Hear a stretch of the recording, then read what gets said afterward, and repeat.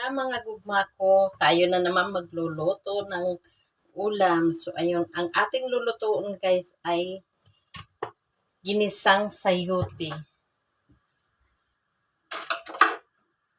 So ayan, naglagay na tayo ng mantika.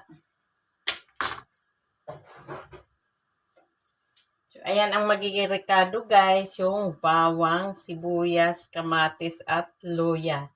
Pang-alis lansa. So ayan, inuna ko na ang bawang.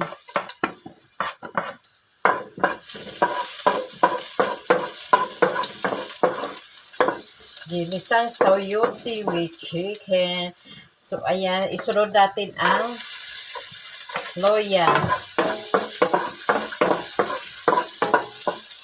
Pagsayabayin na natin ang sibuyas at saka yung kamatis.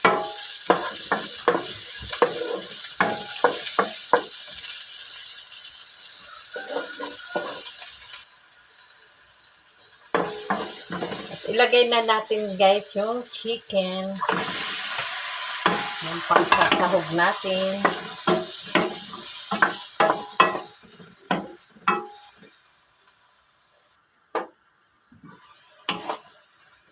Yan, sangkot sa natin guys ang bango niya.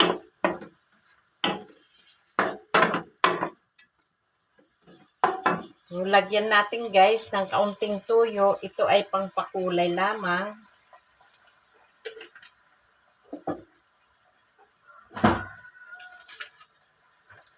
At pamintang pino.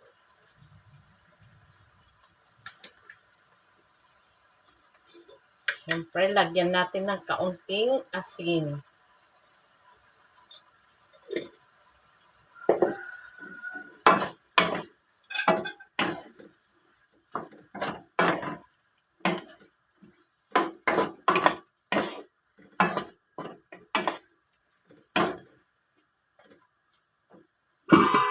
Takluban natin uli guys hanggang 10 minutes bago natin ilagay ang sayote.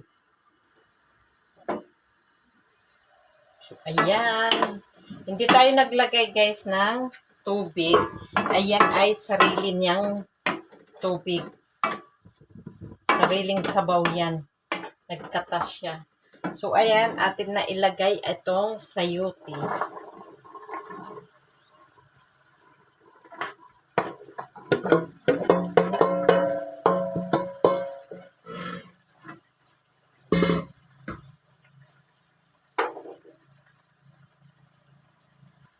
So, ayan guys, maglagay tayo ng kaunting tubig.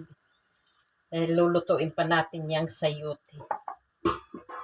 Takpan natin ulit para mas mabilis kumulo. Ayan na guys, luto na ang ating ginisang sayote. Yummy yummy. Bye! Luto na yan guys.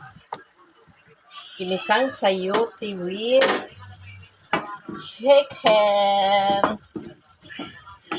Ayan guys, luto na ang ginisang sayote.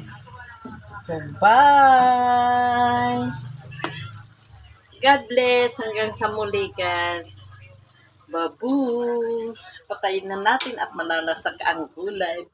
Bye! Bye! Thank you for watching.